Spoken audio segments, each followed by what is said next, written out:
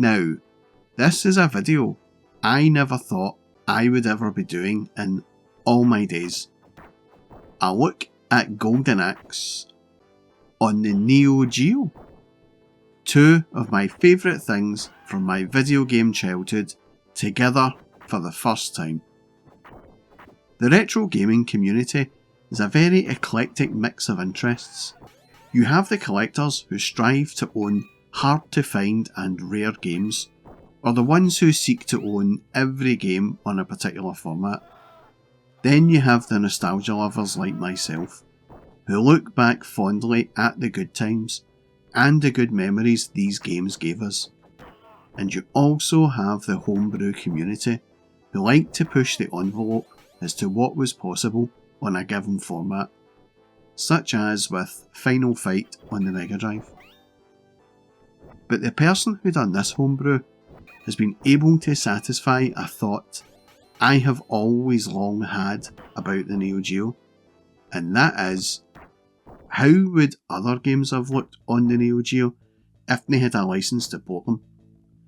And this was a thought that had burned in the back of my mind since about 1992. The Neo Geo was a massively capable games console, the most powerful of the 16-bit era, and a real arcade experience at home. But it always lacked those multi-format games. But this homebrew of Golden Axe by Huffman is able to prove what the console was capable of. But before I get too carried away, we have to be honest for a moment here. Most homebrews are done on consoles that may not have typically been able to handle the large sprites, etc. This one is very different, especially as the Neo Geo was more than a match for the Sega System 16. So before I even seen this running, I knew it was going to look every bit as good as the arcade. And when I fired it up, I was right. Visually, this is practically identical to the arcade in terms of animation, colouring, etc. But there are some small differences.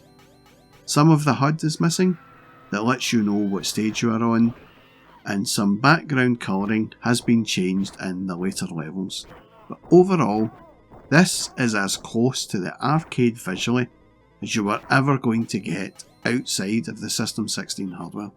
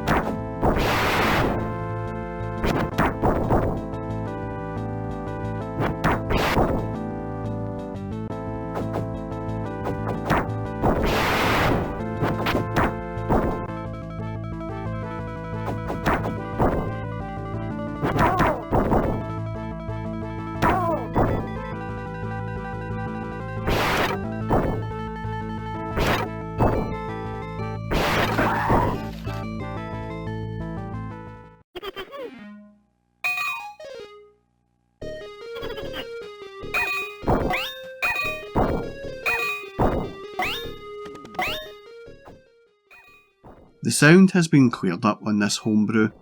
All of the sampled screams have been resampled from the original movies they were sampled from, and the Neo Geo CD version of the homebrew has some fantastic updates to the tunes, which all sound really orchestral, but still true to the arcade soundtrack. The playability of the game is spot on, so much so that after just a few minutes, you forget you are playing on Neo Geo hardware and not on Sega hardware. I played this game right through with each character, and even played it again with Gilius. It has managed to capture and recreate that feel of the arcade perfectly. But I would say I found it ever so slightly easier than the System 16 one, but that didn't detract from the enjoyment of playing. Huffman has done an absolute fantastic job on this homebrew. I always have huge admiration for someone when they put in the effort to achieve something great, especially something as great as this. The level of knowledge, the coding ability, the massive amount of patience required when creating something like this. In my job, I often need to code things on a whim, a quick and dirty piece of coding to get a mundane and repetitive task done. And it's not always easy, and at times it can be very frustrating, and that is only a small piece of work in comparison to what has been done here. So it's all good then.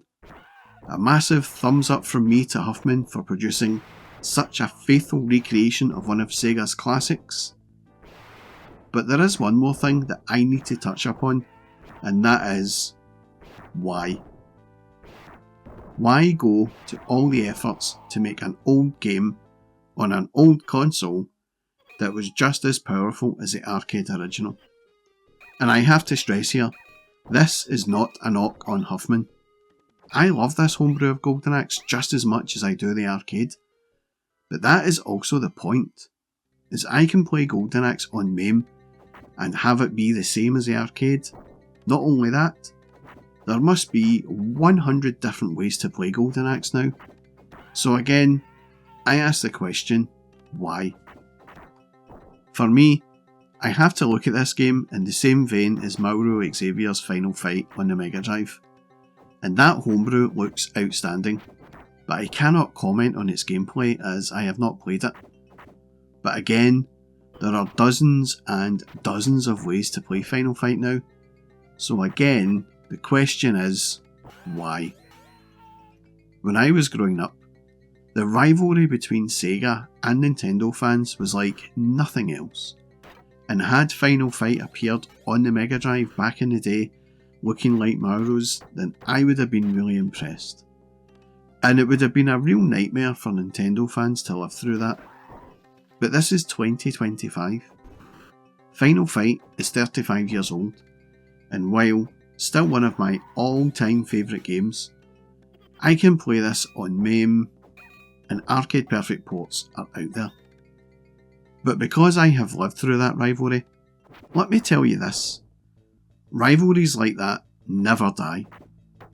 I am still mates with some of my old school buddies, and some of them were Mega Drive owners, and when they seen the video of Final Fight on the Mega Drive, it was like I had went back in time to 1992. Except now, they were crowing about how good Final Fight would have been on the Mega Drive. And I have to pinch myself, as there is no way Final Fight would have looked like Mauro's version back in the day. No way. Especially with all the knowledge and improvements and coding and the price of memory and all that. Even Sega were not able to make their adaptation onto the Mega CD look as good as Mauro's, and a CD had about 650 meg at its disposal in them days. So while I applaud the efforts of Huffman and Mauro, and I thank them for producing such sterling efforts of these games, whether or not you want to play them is entirely up to you. But I do have a request for Huffman. Can you make a Sega sprite scaler port of something onto the Neo Geo? I am even more curious now to see how one of them would turn out. Maybe a Space Harrier or Afterburner or Outrun, perhaps. I know he doesn't take requests, but maybe it might influence his next decision. In closing, I doff my cap to Huffman and others for producing such amazing homebrews, and while I am puzzled as to why someone would want to do such a thing, I do recognise the effort and the commitment from those individuals, and Golden Axe on the Neo Geo gets a big thumbs up from me. And that's all from me, folks. Thanks for watching.